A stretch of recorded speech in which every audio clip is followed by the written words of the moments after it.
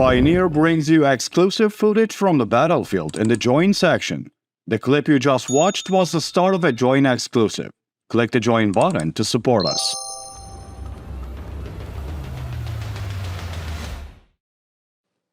Hello everyone, we're here today with you with the map update of 17th of May 2023. Well, war is not just about conflicts. Many different elements come together to create a war. The most important of these elements are strategy and loyalty to that strategy. A detailed strategy and a fulfillful implementation of the strategy needs to success.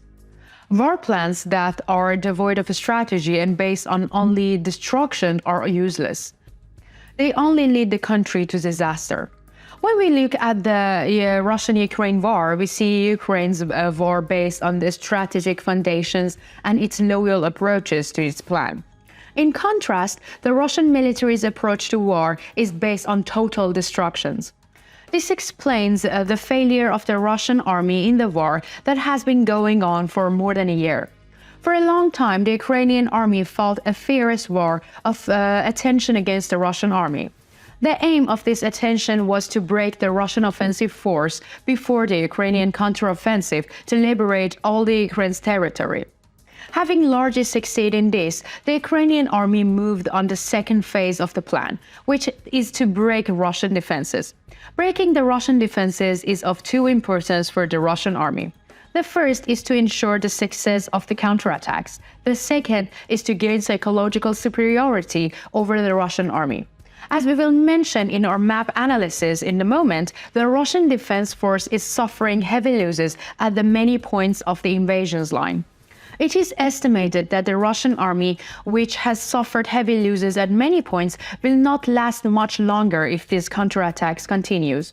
In addition, the latest developments within Russian territory reveal that the war is becoming increasingly multidimensional. So, what has been happening in the battle line in recent days? Let's start our map analysis where we will examine the latest developments in the front line.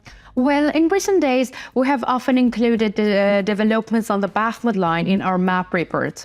Important developments continues to take place on Bakhmut line. We will touch on Bakhmut again. But first, we will turn on our attention to the south of Ukraine. In recent days, there has been very remarkable developments at another point of the south of Ukraine. Let's start our report today with the developments in Crimean Peninsula. As you know, the Crimean Peninsula is the southernmost part of the Ukraine. The region is of the greatest strategic importance for the both countries.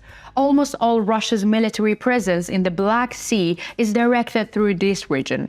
On several occasions, the Ukrainian army has targeted strategic points in Crimea belonging to the Russian occupiers and carried out successful attacks. Another heavy blow was dealt to Russian troops in Crimea.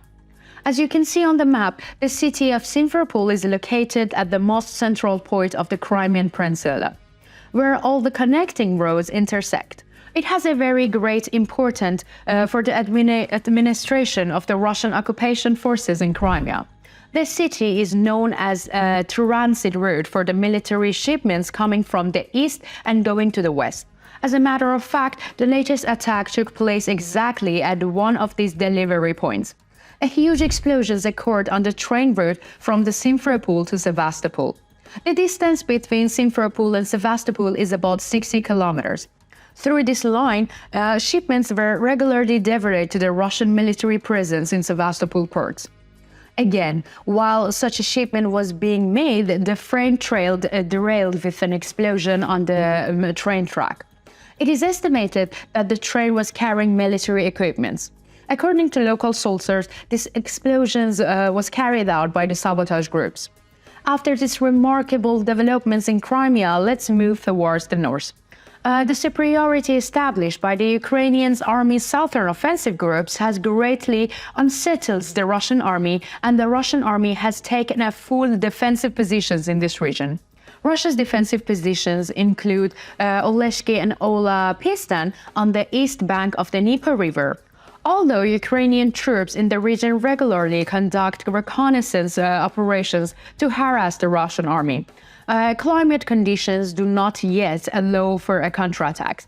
However, we can say that the Ukrainian army will launch a major offensive here when the climate conditions become more favorable.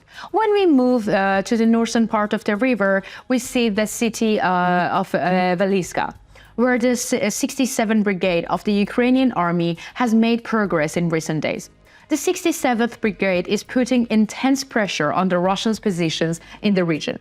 Well, in the operation supported by the artillery fire, Ukrainian troops entered Russian positions at many points. It is claimed that the Russian troops have suffered heavy losses in the region. It should be noted that the Russian operations here are very important for the success of the Ukraine's southern offensive group. This is one of the strategically important points for the success of the breakthrough to the Melitopol. Let's start off the south of Bakhmut. As you know, the Ukrainian army has been conducting intensive offensive operations in southern of Bakhmut. One of the focal points of these attacks was Klishivka. To the west of Klishivka, the Russian army has very defense fortifications. This fortification is very important for the Russian troops, both in the south and the north of the city. However, the Ukrainian army continues to attack this fortification. The Russian fortification in the area was destroyed by a successful shelling of Ukrainian artillery. After the attack on the ammunition field in the region, the Ukrainian ground forces made limited gains on the Russian positions west of Klishivka. It is claimed that the Russian troops have made a controlled withdrawal at many points. Looking north of the Bakhmut, we see the Ukrainian army is also conducting intensive offensive activities here. Moreover, our source for the developments here is Wagner leader Prigozhin. According to the Wagner group leader, the Ukrainian army is almost in control of the flank. According to Prigozhin, Russian troops have retreated more than a half of kilometer on the northern line, and the Ukrainian army has strengthened its hold on the flanks.